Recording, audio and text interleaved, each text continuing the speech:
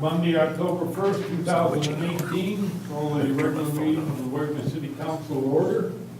Welcome everyone that's here. Have a roll call, please. Bergen. Here. Angus. Here. McKenzie. Here. Rossi. Here. Sheriff. Here. Waldstein. Here. And Drinkow is absent. There goes it. You'd all rise and join me in the pledge of allegiance. I pledge allegiance to the flag of the United States of America and to the republic for which it stands, one nation, under God, indivisible, with liberty and justice for all.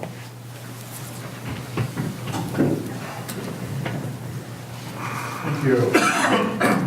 There was a beautiful sunset out there a few minutes ago, but I don't know whether it's gone down or the clouds moved into it again. But Both. there is hope that tomorrow will be better. But entertain a motion to approve the agenda. So moved. Second. Motion made and seconded to approve the agenda. Any discussion, comments? Hearing none. All those in favor say yes. Yes. Opposed? Agenda is approved as presented. Next item is approval of minutes for the September 17th, 2018 regular meeting. Is there a motion for approval? Move approval of the minutes. September 17th. Motion made and seconded. Any discussion? All those in favor say yes. Yes. No? Minutes for September 17th are approved. Next item is our guest council person, and I believe Edie, you do the honors, please. Yes, briefly, I invited Chris Meyer to be guest council person. She has a long history of being active in education and is currently all levels of education, actually, all through higher education as well. But she is currently the principal at St. Paul's. So, Chris, maybe you could say a little bit more about yourself as well. Well, as we said the pledge, I was reminded that we say the pledge every morning right across the river from you. And it's kind of neat outside, so I hope you open your window someday, maybe you'll hear us. But it's been a delight and pleasure to be a part of this community. I was working for Buena Vista University before I took this position at St. Paul's, and I loved that. But I was not a part of the community. I didn't know them. And so this position at St. Paul's as the principal has allowed me to become an integral part of this place where so many people want to stay and grow. And so I thank you for this opportunity, this close up and personal to really what makes this great community, this the leadership. Very good, thank you, Chris. You have all rights of discussion. The only thing that you're not allowed to do is vote. If you slip one in, you probably get it.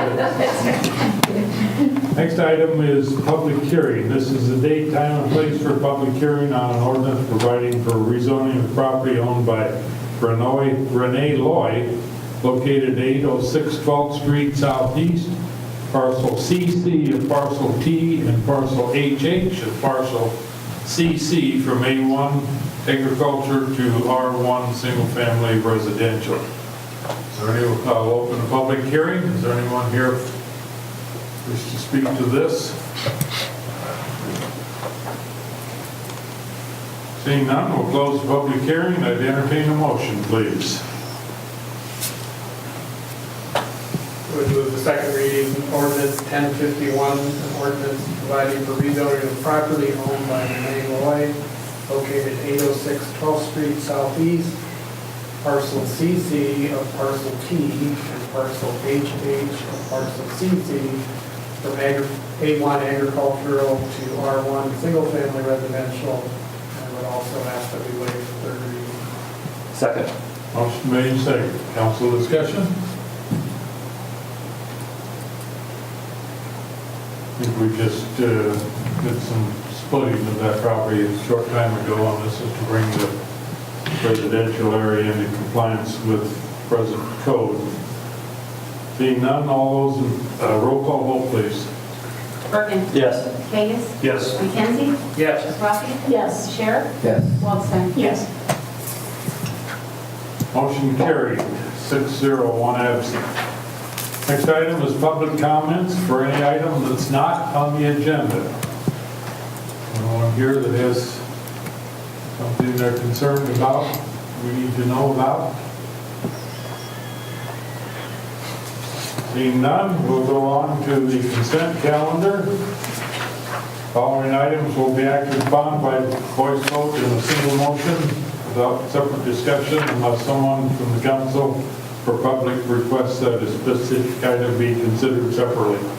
Pay request from Kramer and Associates Incorporated for the Cedar River Parkway East Improvements 2018 for the amount of $398,777.37. Pay request from Kramer and Associates Incorporated for the Cedar River Parkway East Improvements 2018 for the amount of $24,975.46.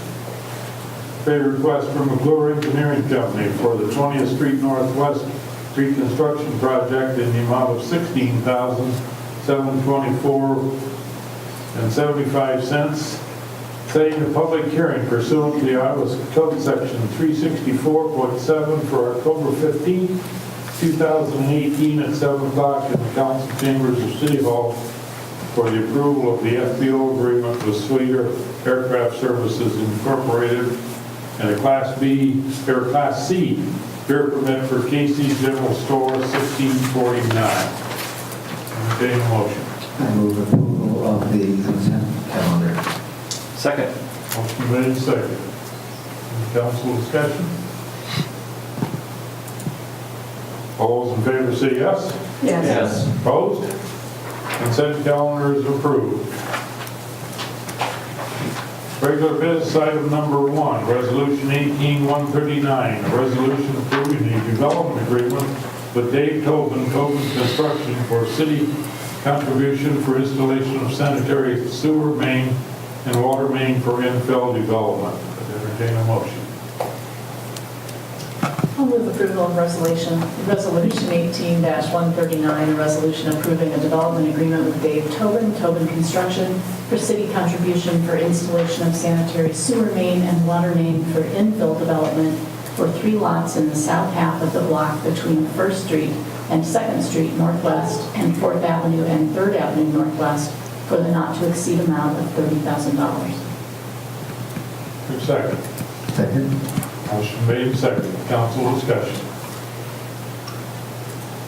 I was wondering if staff could just talk a little bit about the estimate of $50,000 and $30,000 payment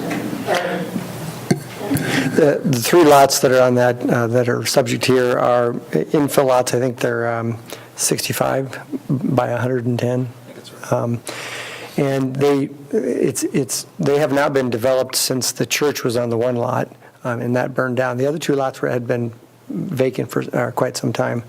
Mr. Tobin decided he wanted to go ahead and put some lots or some houses on those lots, and then was exploring where the sewer and water was, and when he found out that there was no sewer in the alley like it normally is, and no water in the street in front like it normally is, it became very difficult for him to justify the kind of houses he's going to put on those lots.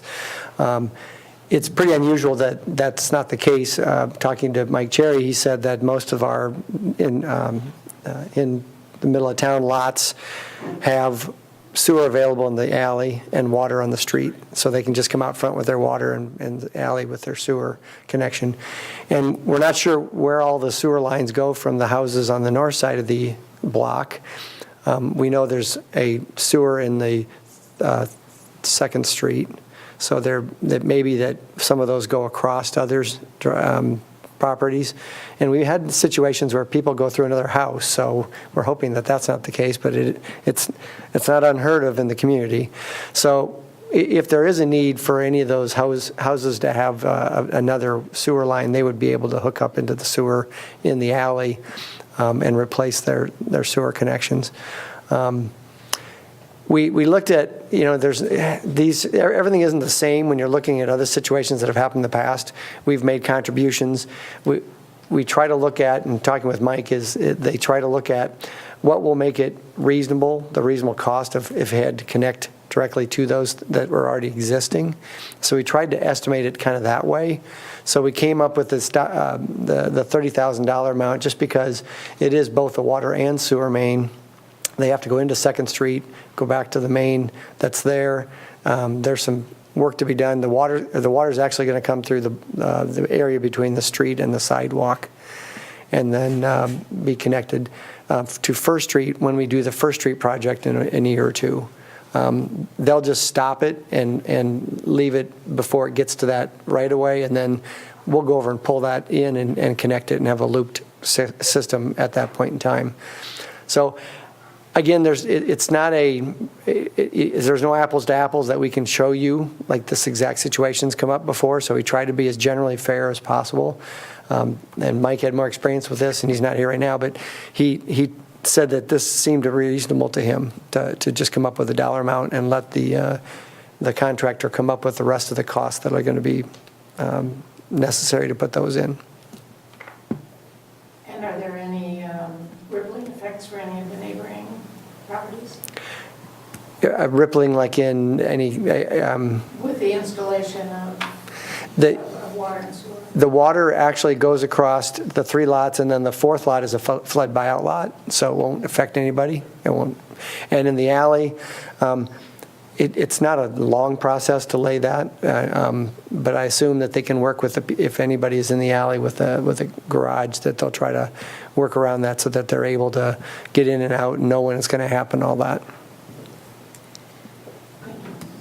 Appears to be a great infill Yes. project that we tried to establish.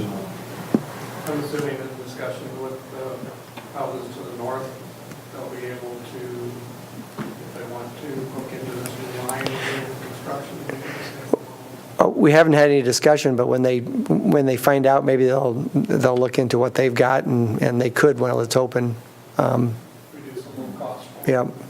We'll talk to Dave about maybe doing that, and we can, on the city side, reach out to those homeowners and see if we can do that. I think there's a couple of rentals there, so it might be even easier to reach out to the landlords that we have communication with. So,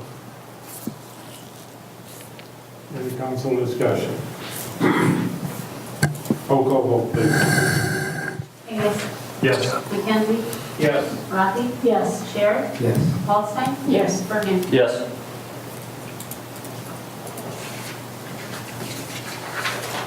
Resolution 18-139 is approved, 6-0, 1 absent. Resolution 18-140, a resolution approving a minor subdivision request for 1100 10th Avenue Southwest, Lot C, within Rolling Meadows Second Subdivision, Phase 2A. Entertain a motion. I'll move to approve of resolution 18-140 as read by the mayor. Second. Motion made second. Council discussion. Is there any discussion on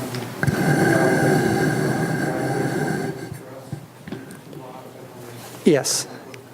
There won't be any driveways. It'll tie into the current existing driveway easement that's supposed to serve all 3 lots.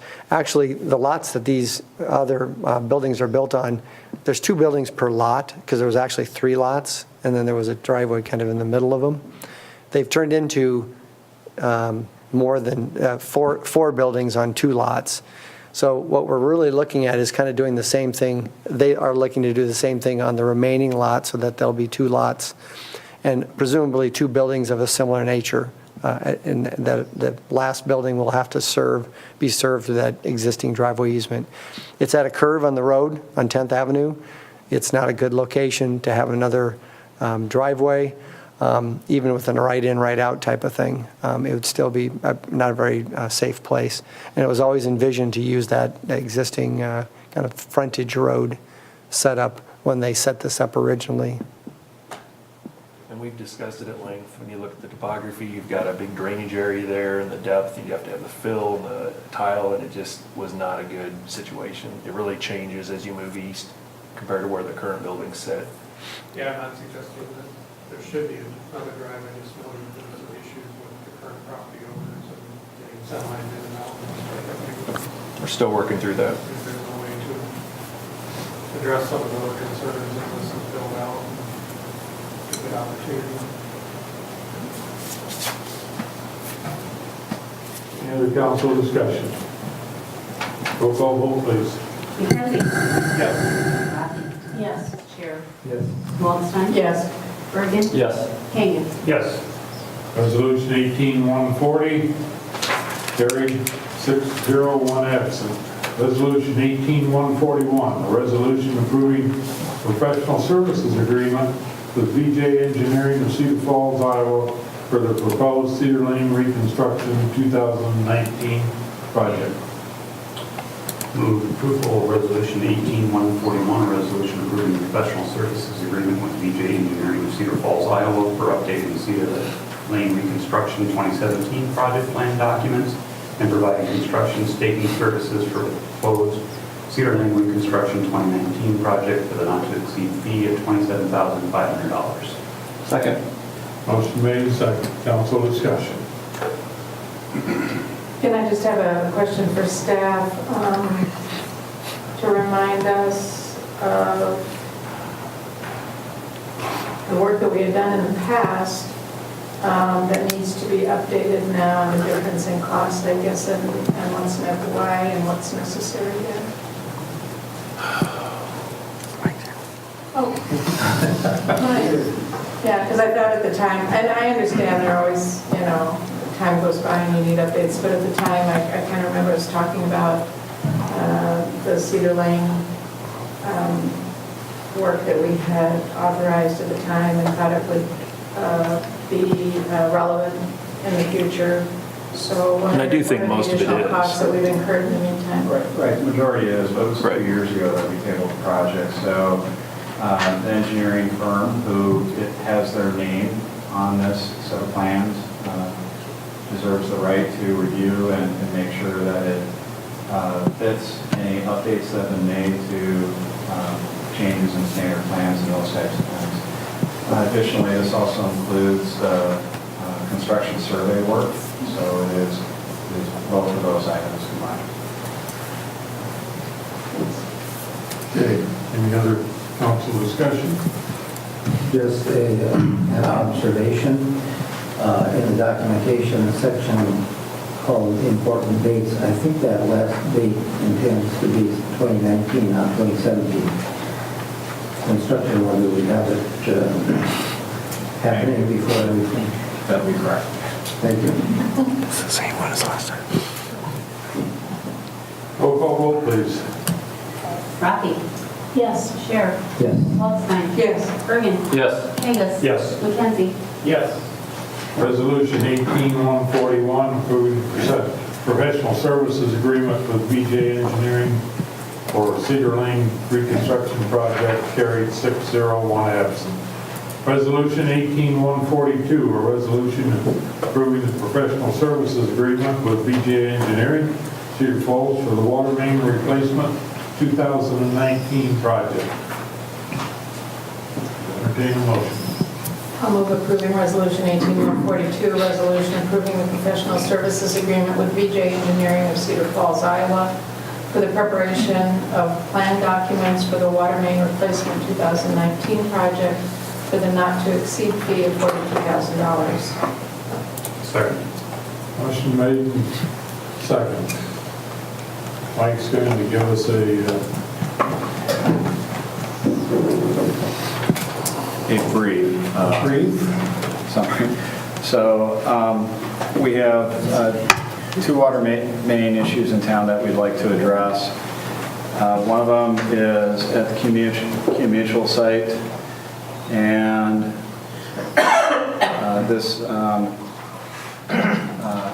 is an issue with the solar field and the proximity of our water main, and it appears that the water main may not have been put in the designated easement, or the easement was not defined over the water main that was installed, and as a result, inadvertently, The solar panel field was installed, a portion of it was installed over the top of our water main, which makes it very difficult and challenging to get to.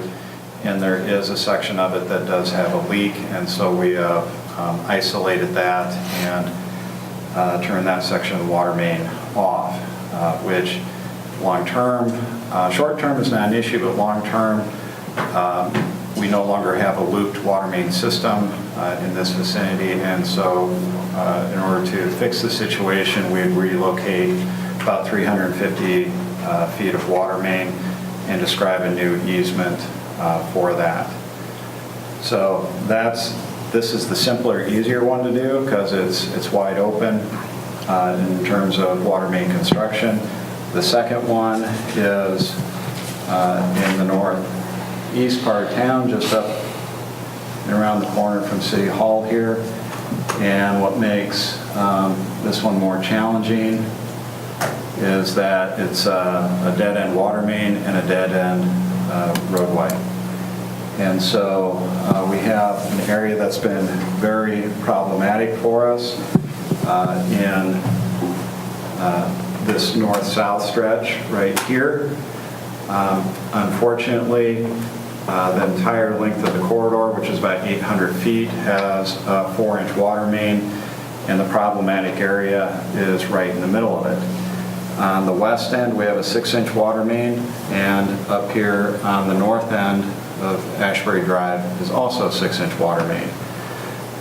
Different times the development took place, different requirements for the water main, but our issue today is that the 800-foot stretch of 4-inch water main is about 70 years old, 75 years old, and has been very problematic for us. That became very apparent I think it was last November, where November, where we had water main breaks. We had a very significant one. It undermined a good portion of the road. In the spring, when the road started to thaw out, it started to settle because the frozen pavement was actually bridging the void underneath. So there is no good way to do this. There is no really good place to start and stop that makes it economical. What we're looking at doing is, we're proposing is to replace this entire 800-foot stretch of 4-inch water main with a brand new 6-inch water main. That's kind of the easier part. The more challenging part is maintaining access for the neighbors, maintaining water service for the neighbors, and what do we do with a road system that is on a hill. You know, like I said, it can't get much more challenging. We have a 35-foot wide road that's in a 40-foot corridor. We're on a hill. We have very tight curves, and it's a dead-ended street. So at this point, what we would recommend would be to, at the very least, enter into the engineering agreement so that we can begin looking at different designs, different design options, putting more detailed cost estimates together, and engaging the neighborhood in discussions on what they would like to see and what they would tolerate as far as construction. So this does not commit the city to any final design at this point. We would like to, again, like I said, in the timeline I have a couple of meetings to engage the neighbors, to look at some different options, primarily with constructability or reconstruction of the roadway. Okay, any questions for Mike, comments?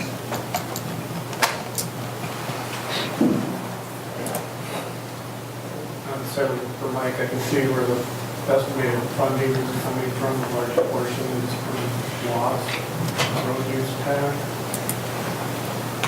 I'm assuming this will be part of the budget process that we go into this, once we have numbers. Yes, the intent would be to have options and costs to present for budget time.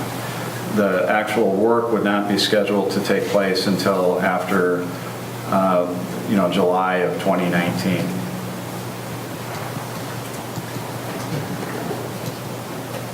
Yeah, it's just one of those where bid letting and stuff is early January and we're still in the middle of budget. That timeline might be a little aggressive, and it may be more like February, because we would want to have, give the council certainly an ample opportunity to review options.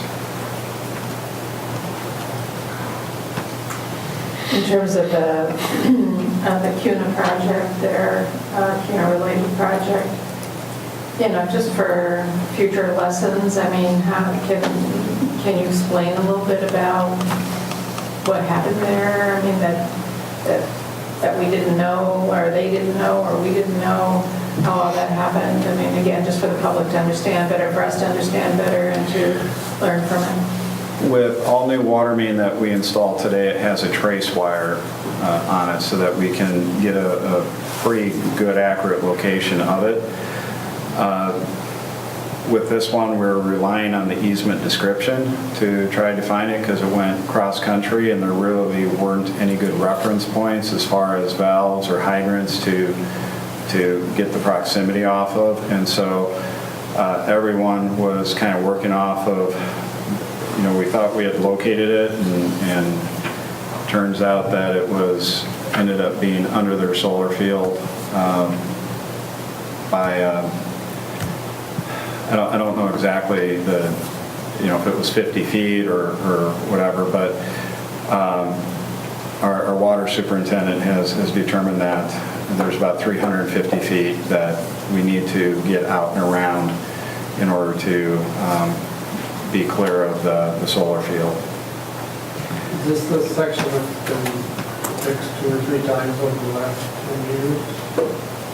They've attempted to isolate and identify where the leak is, and that's one of the dilemmas, is that where the water main leak is may not be where the water comes up out of the ground. And so being able to pinpoint the exact location, again, to the best of their ability to locate it, they do believe that the leak is underneath the solar field, which again makes it almost impossible to get in there with conventional equipment to do a repair. So was it already leaking when they put the solar field on top of it? And was that seen as a potential problem with the water main before they put the solar field on top of it? We don't think so, but again, we're not positive. To be able to go in there and try to, again, uncover it at this point, we really can't do that. So it's been isolated, it's been shut off, and again, short term, that's not a significant concern, but long term, we'd like to get it relocated so that we have a looped, reliable system. Now, presumably, when we put a new water main in, there would be the trace wire placed in. Would we be able to put, so I'm assuming we're replacing part of it, but it's connecting up to existing water main. Are we going to be able to extend that kind of trace wire to the part of the water main we're not replacing? No. No, so, okay. So does somebody draw a map or something about where it is so this doesn't happen again? Right. Yeah. Theoretically. I wasn't here, this was back in the 70s, so we hope that things that we do today avoid these things 40, 50 years from now. Kind of surprised that you didn't know where it was, but it's been patched 2 or 3 times close to that solar field. There's a set of valves that are a little bit further to the north. That's oftentimes where leaks may show up. That's where we would begin or end the project, is near that valve field, or that cluster of valves, and then we would go out and around and tie in at a convenient location. You'll have an opportunity to see the final plans before we go to bid. Any comments for Mike or anyone else? Roll call vote, please. Sheriff? Yes. Watson? Yes. Bergen? Yes. Angus? Yes. McKenzie? Yes. Rocky? Yes. Resolution 18-142. Carried 6-0, one absent. Resolution 18143, a resolution awarding contract for the citywide asphalt patching fall 2018 project. Entertain a motion. I'll move approving Resolution 18-143, a resolution awarding contract for citywide asphalt patching fall 2018 project to Klusner Construction of Farley, Iowa, with a bid amount of $20,337.62, and authorizing the city attorney to review and approve the performance and payment bonds. Second. Motion made and seconded. Any discussion? These would be areas scattered all over town, I'm assuming. Yes, we do have a number of them, I think there's 6 to 8, but we also do have included as part of this doing our Cedar Lane hole. So, That's still considered patching. yeah, we included it as Big patch. So this is the patching that will take place after That's correct. the sewer's been replaced, then they'll patch over it. Right. But if I recall correctly, I think there's maybe 8 other locations scattered around town where there's like been water main or water service repairs. Very good. Any other discussion? Roll call vote, please. Watson. Yes. Burden. Yes. Angus. Yes. McKenzie. Yes. Rossi. Yes. Sharon. Yes. Resolution 18143, citywide asphalt patching program, approved, 6-0, one absent. Reports from boards and commissions, low rent housing agency minutes, July 17th, 2018. Received into record, library board of trustee minutes, August 14th, 2018. Received into record, staff comments. I don't believe we have any tonight, sir. Very good. City council comments, questions? Just a question, I see the little traffic speed thing that used to be on 2nd Avenue, now over on 5th Avenue. Does that collect any data as far as number of vehicles going over the speed limit, those type of things? Yes. License plate. Do we get? Well, that was going to be my next question.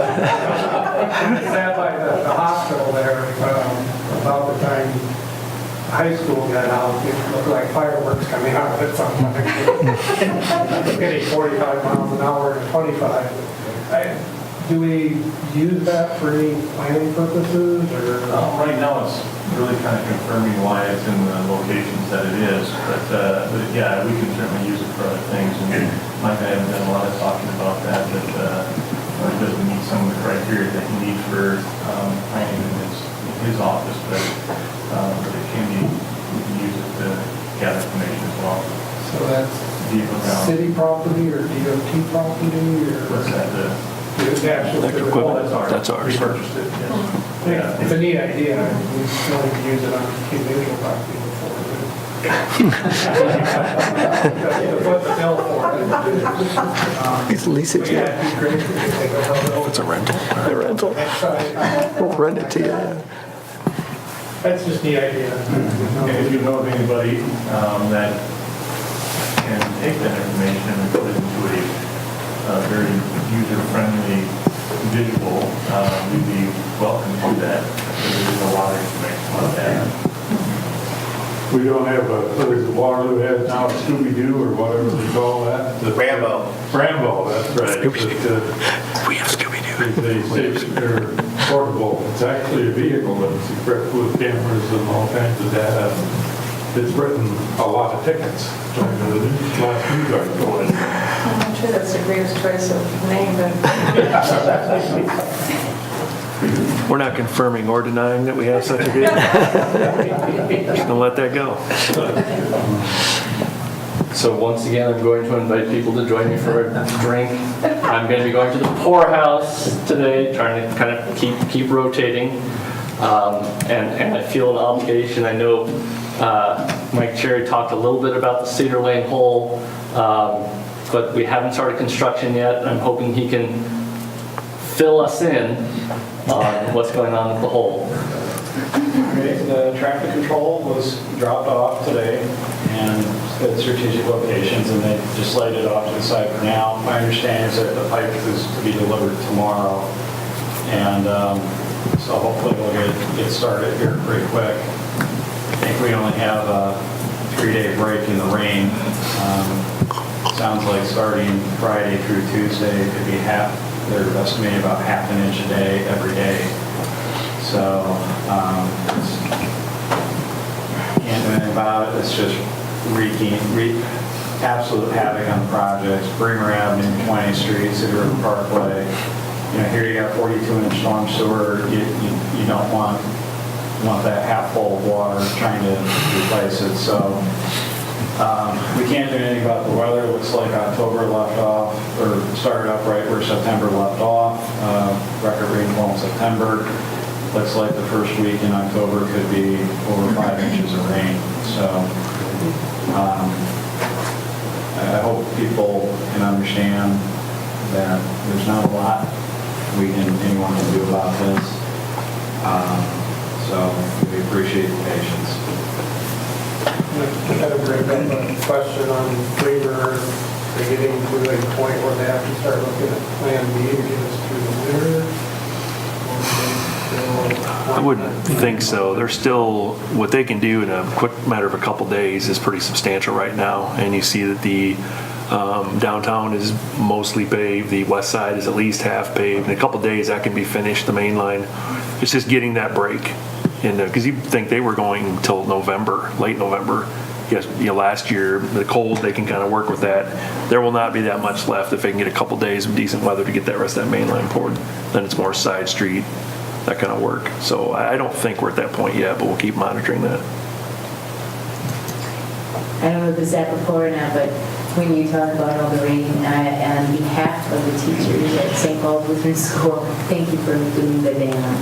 I think that has paid for itself in our hearts many, many times and protected our schools, so thank you. Going to get to you and see if you had some comments if you want to give us. Any other city council comments?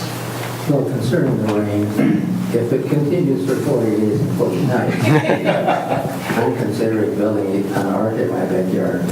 But I have to check first to see how long a cube it actually is. So anybody wants to help and bring your tools, come to my backyard. I really hope this doesn't lead to that, but I got a lake in my backyard. It's pretty amazing. It might be a zoning issue. He's looking it up. A cubit? It's a biblical measurement, right? He'll get a sinkhole picture. He's looking up. There's a prime one. Actually, I'm letting my wife know I'm going to the poorhouse. It's on Google. I do have a question about whether you've gotten any feedback on the pedestrian flashing light crossings or any, do we collect information on those as well, or is it just warning? Well, I guess the comment I heard is I didn't know planes had to stop for pedestrians. 45.72 centimeters. Because the ones on outside by the subway are a little bit taller than what people are accustomed to. Is there a specific height that the flashing portions to be at, and they more or less provide a range? This is kind of at the upper end.